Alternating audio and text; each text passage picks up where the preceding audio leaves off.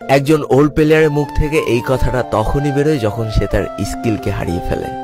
যেই পুরানো প্লেয়ারের গেম প্লেটা দেখে আজ তোমরা হাসছো, এমন একটা সময় ছিল যাকে কাস্টম খেলার জন্য সর্বপ্রথম হায়ার করে নিয়ে যাওয়া হতো। যেই পুরনো প্লেয়ারটার গেম প্লে দেখে আজ তোমরা হাসছো, একটাবার খোঁজ নিয়ে দেখো সেই প্লেয়ারটার গেম প্লে দেখেই একটা সময় অনেক মানুষ গেম খেলা শিখেছে।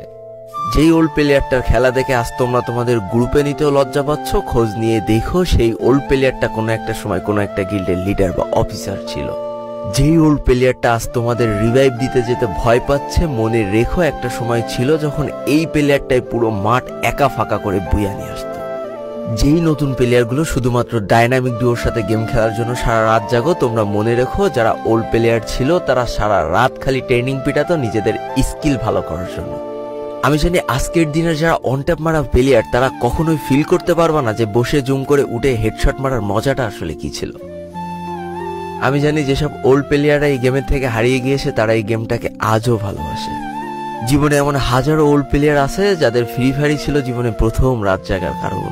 আমি জানি এমন হাজারো ওল্ড প্লেয়ার আছে যাদের রেজাল্ট খারাপ করারও প্রথম কারণ ছিল এই ফ্রি ফায়ার। আজকের দিনের নতুন প্লেয়াররা উচ্চ স্বরে বলে আমি ফ্রি ফায়ার গেমটাকে প্রচুর ভালোবাসি, আর যারা ওল্ড প্লেয়ার ছিল তারা বলতো ফ্রি ফায়ার আমার ইমোশন। একটা না দুইটা না অনেক কটি বছর এই ফ্রি ফায়ার গেমটার সাথে কাটিয়ে দিয়েছি, অনেক ভালো ভালো বন্ধু পেয়েছি, আবার অনেক মানুষকে হারিয়েও ফেলেছি। আমি জানি এমন অনেক ওল্ড প্লেয়ার আছে যারা এখনো এই ফ্রি ফায়ার গেমটাকে দিনের পর দিন খেলেই চলেছে সেই ইমোশনের জায়গা থেকে। স্যালুট তাদেরকে।